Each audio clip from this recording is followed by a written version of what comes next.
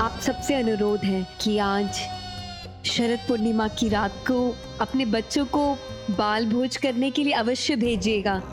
प्रभु, यदि पूतना के इस विषैली खीर को ग्वाल बालों ने ग्रहण कर लिया तो अनर्थ हो जाएगा प्रभु। हैरो काकी, हम सभी कान्हा के सखा हैं, इसलिए कोई भी खाद्य वस्तु सबसे पहले कान्हा खाता है, फिर उसके सभी सखा। हैरो काकी, क्यों? अब क्या हुआ? गाय गाय राम रही है काकी।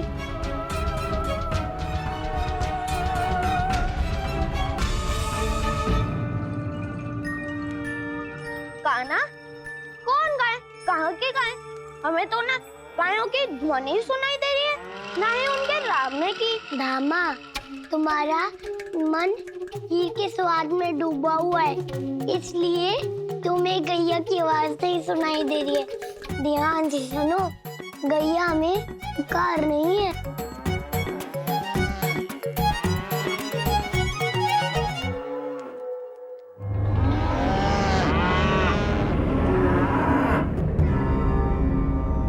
कान्हा सत्य कह रहा है, सभी गाय रंभा रही हैं। पर ये सभी गैया रंभा क्यों रही हैं कान्हा? अरे गायों का तो काम ही है रंभाना, वो तो रंभाएंगी ना। तुम लोग खीर खाओ। हे काकी, आज सिर्फ गाय रमा ही नहीं रही है, बल्कि मेरे सखाओं को अपने पास बुला भी रही है। कान्हा, तुम्हें कैसे पता कि गाय हमें बुला रही है? तुम अभी भी ध्यान नहीं दे रहे हो धामा। देखो, गैया तुम्हारा नाम पुकार रही है। धामा,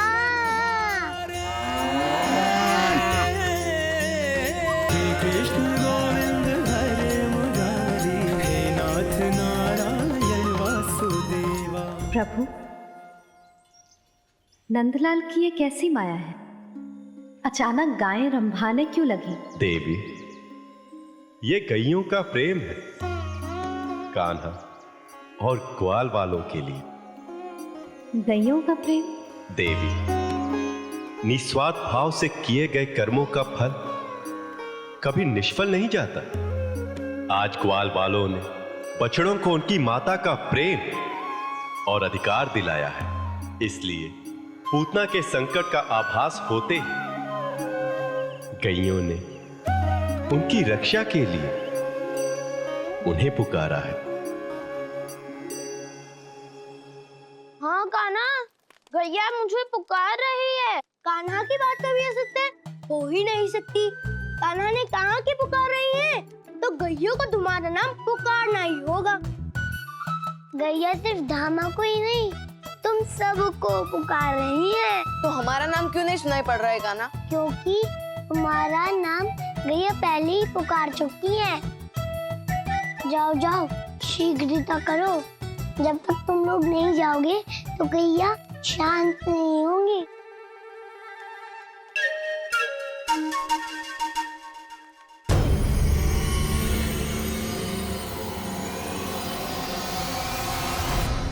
दाऊ, आप लोग खड़े क्यों हैं?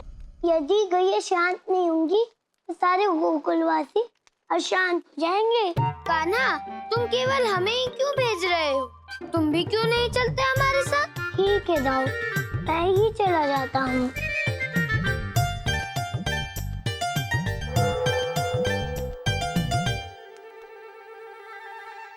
किंतु दाऊ, मैं अपने छोटे छोटे हाथों से गैयों को कैसे संभालूंगा? मुझे क्या मैया पूछेगी तो मैं बता दूंगा कि मुझे दाऊ ने भेजा है। ठहरो कान्हा। हाँ दाऊ, मैं सदा सच ही बोलता हूँ। कान्हा, मुझे पता है ये दायित्व का काम हम बड़ों को ही करना हो। ठहरो, हम ही जाएंगे। चलो। किंतु ये खीर? कान्हा, तुम खीर तभी खाओगे जब हम लौट कर आएंगे। अरे बालको, मेरी बात तो सुनो, खीर तो खाते हुए जाओ। अरे मेरी बात तो सुनो, जहाँ भी जाना होगा वहाँ चले जाना ना। इतनी स्वादिष्ट खीर के लिए इतनी प्रतीक्षा मुझसे तो नहीं होगी दाऊ।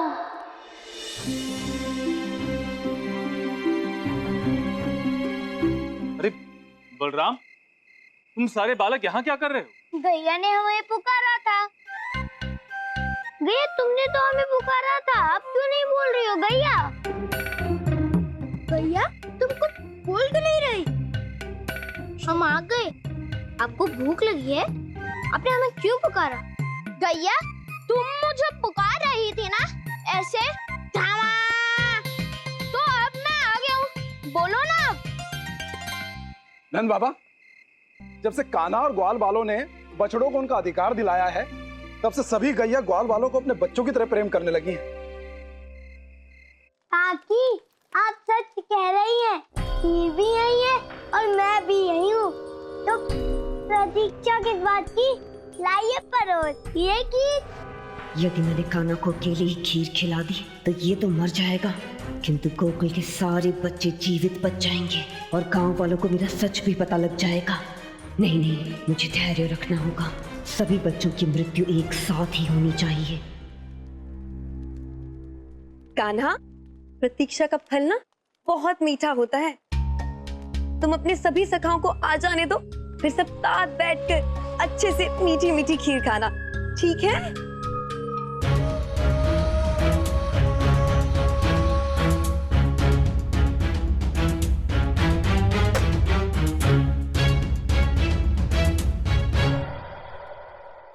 जब तक काकी यहाँ रहेगी, मैं यह खीर नहीं खा पाऊंगा। मुझे काकी के लिए भी कुछ सोचना होगा। काकी, मेरे सखा ऐसे नहीं आएंगे, आपको उन्हें जाकर बुलाना होगा। क्या बुलाना होगा? हाँ काकी, आप उन्हें नहीं जानती, मैं जानता हूँ। मेरे सखा गाय के पीछे ये भी भूल जाएंगे कि उन्हें आपके पास आके खीर खानी है।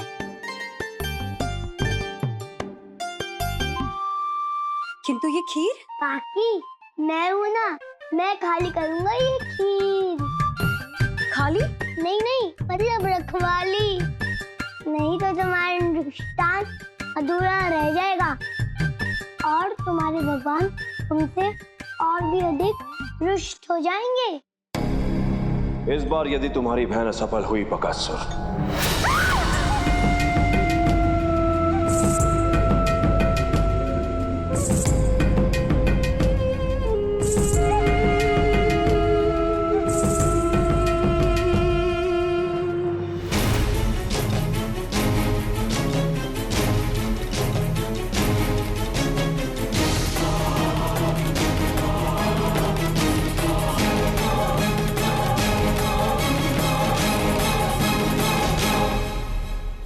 प्रभु, गैयों ने ग्वाल बालों की रक्षा तो कर ली, किंतु नंदलाल, वे तो अब भी खीर के पास हैं। यदि उन्होंने पूतना की विषैली खीर खा ली तो परम अवतार कृष्ण का क्या होगा?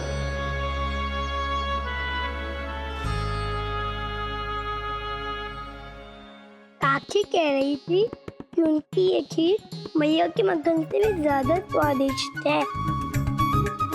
मैया कहती हैं कि उनके मक्खन से ज्यादा स्वादिष्ट संसार में कुछ नहीं है। अब ये पता करना ही होगा कि मैया का मक्खन स्वादिष्ट है या फिर काकी की ये खीर। गोकुल वासियों, आओ चलते। इन बालकों को गैया माँ के साथ रहने दो।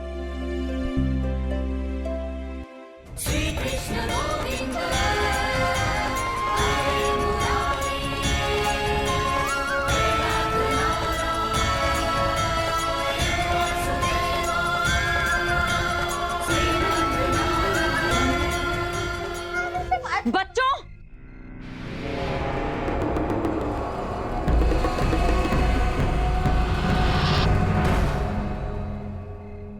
तुमने व्यर्थ ही इतनी देर लगा दी।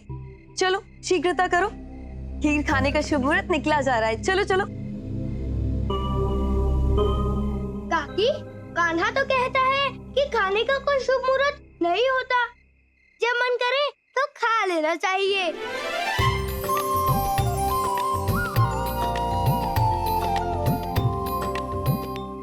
परंतु बालक भोज का तो मुहूर्त होता है ना। यदि तुमने और देर की ना तो खीर ठंडी हो जाएगी और फिर स्वाद भी नहीं रहेगा। चलो चलो शीघ्रता करो।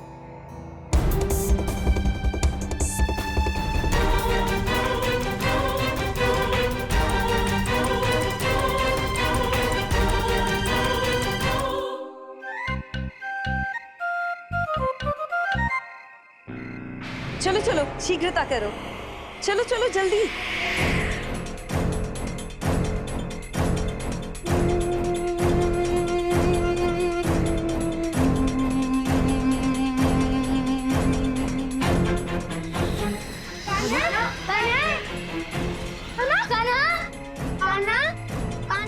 खाना कहाँ गया? खीर खीर कहाँ गई?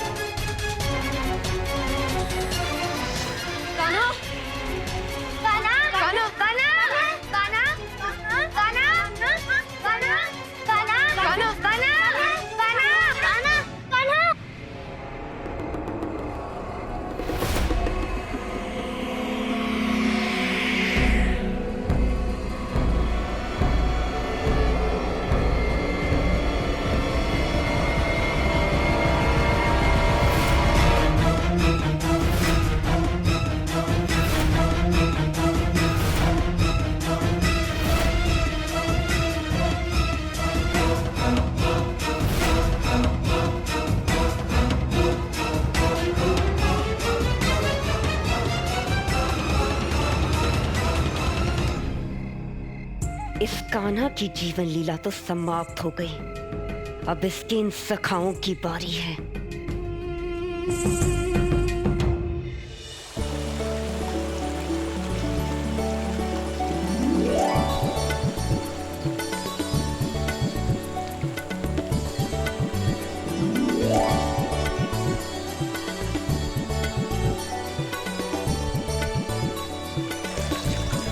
देवकी, ये तुम क्या अटखेलियां कर रही हो? चलो बाहर आओ। महाराज यहाँ एक बार आकर तो देखिए, कितना आनंद आ रहा है। ठंडे ठंडे पानी की फुहारें, कल कल बहते जल की ध्वनि, एक बार आ जाइए। देवकी बाहर आओ, तुम्हें ज्वर हो जाएगा। देखो मैं जंगल से तुम्हारे लिए कितने दुर्लभ फल लेकर आए। आओ इन्हें ग्रहण करो, शीघ्र आओ। अब आपने इतना परिश्रम किया ही है तो थोड़ा सा और।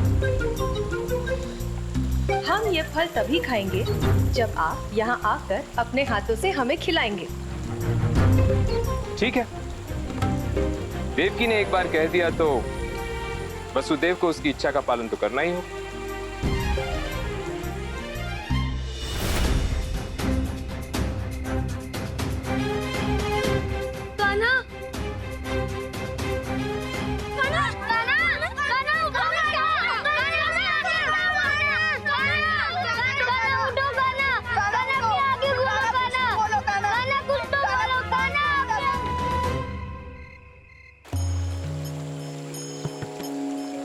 ऐसी प्रीत सराहिए मिले होत रंग दून, जो जर्दी हरदी तजई तजई सफेदी चून।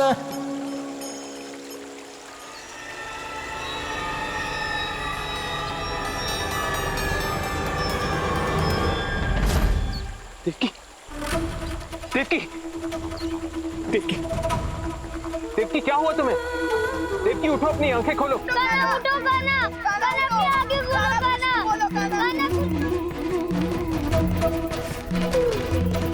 देवकी, अपनी आंखें खोलो। देवकी, देवकी, देवकी को अचानक से क्या?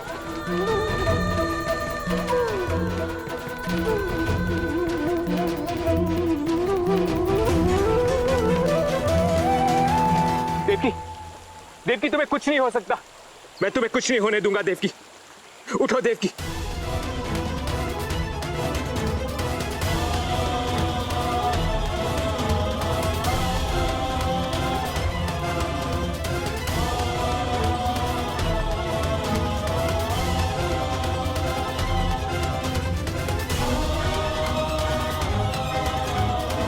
देवकी आंखें खोलो, आंखें खोलो देवकी।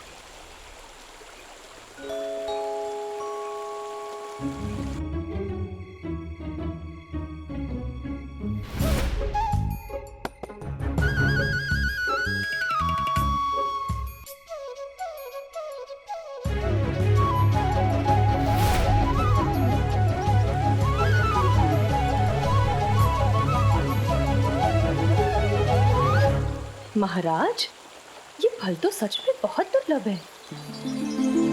क्या हुआ? आप इतनी चिंतित क्यों लग रहे हैं? मैं तो अठखेलियां खेल रही थी। दाऊ, मैं तो सिर्फ अकेली कर रहा था, अर्थात सोने का नाटक।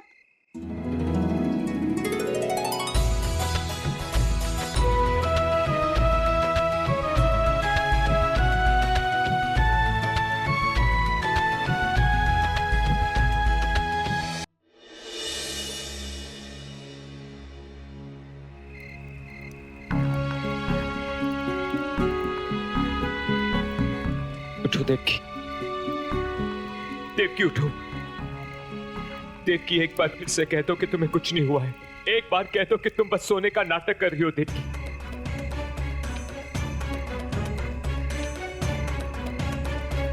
देखो देवकी, तुम्हारे लिए मैंने अक्रूर से वही दुर्लभ फल मंगाए हैं। ये वही फल है जो तुम्हें बहुत प्रिय है देवकी। लो, इस फल को ग्रहण करो देवकी। देवकी उठो, देवकी, देवकी उठो। तुम समझती क्यों नहीं हो देवकी? जब तुम्हारा लल्ला आएगा और तुम्हें इस स्थिति में देखेगा तो मैं उसे क्या उत्तर दूंगा? कैसे उसे समझाऊंगा कि उसकी मैया के साथ क्या हुआ था?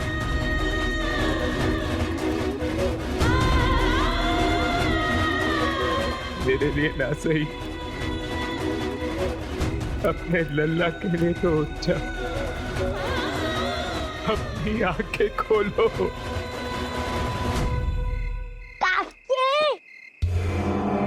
हमारी खीर स्वादिष्ट थी, पर मेरे मैया की मक्खन से अधिक नहीं। काकी, आगे से जब भी खीर बनाना मुझे अवश्य बुलाना। पेट पर खीर खाकर जो सोने का आनंद आया वो बहुत अद्भुत था।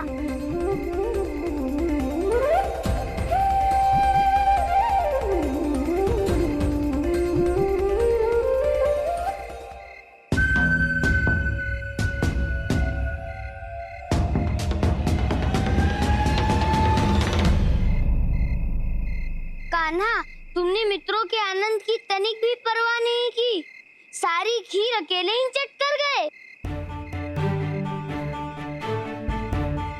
दाऊ, मैं तो सिर्फ प्रतीक्षा ही कर रहा था। प्रतीक्षा कर रहे थे तो ये खीर की मटकी कैसे खाली हो गई? धामा, मुझे क्या पता था कि तुम इतनी देर कर दोगी। प्रतीक्षा करते करते खीर की मटकी समाप्त हो जाएगी। बस बहुत हो गया कान्हा, तुम सदा ऐसा ही करते हो।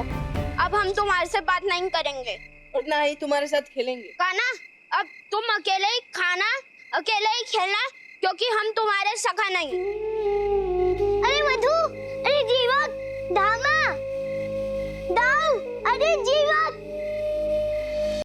नारायण नारायण प्रभु, जिसके दर्शन के लिए युगों युगों से ऋषि मुनि कठिन तपस्या और साधना करते, आज उस परम अवतार से उनके सखाई रूठ गए। नंदलाल ने तो विषैली खीर खाकर उनके जीवन की रक्षा की, किंतु श्री कृष्ण के इस परोपकार को ना तो संसार देख पा रहा है और ना ही उनके सखा समझ पा रहे। ये कैसी विडंबना है प्रभु? देव ऋषि, ये कोई विडंबना नहीं, अपितु संसार का सत्य है। सच्चे मनुष्यों द्वारा किए गए कर्मों को यह संसार सदैव ही देर से देखता और समझता है, क्योंकि लोगों के भीतर निष्काम कर्म की भावना समाप्त होती जा रही, इसलिए वह दूसरों द्वारा किए गए सत्कर्मों पर भी संदेह करते हैं। इसी कारण मनुष्यों के बीच प्रेम और सद्भावना के धागे टूटते जा रहे हैं। संसार और आपसी संबंधों से संदेह रूपी इसी विष को दूर करने के लिए कान्हा का अवतार हुआ। किंतु प्रभु, कालकूट का विष जो कान्हा ने ग्रहण किया है, उसका उन पर कोई प्रभाव क्यों नहीं हुआ? देवी, इस संसार में ना तो कोई विष है और ना ही कोई अमृत, अपितु मनुष्य जिसे जिस मनोभाव के साथ ग्रहण करता है वह वस्तु उसी के अनुरूप हो जाती है। कान्हा ने विष नहीं, खीर को ग्रहण किया है और वह कह ही चुके हैं कि खीर स्वादिष्ट है। परंतु उस स्वादिष्ट खीर में संसार का सबसे विषैला विष था, फिर उसका कान्हा पर कोई प्रभाव न होना, ये कैसे संभव है प्रभु? देवी, जब मनुष्य निस्वार्थ भाव से कर्म करता है तो ईश्वर उसका साथ सदैव देते हैं।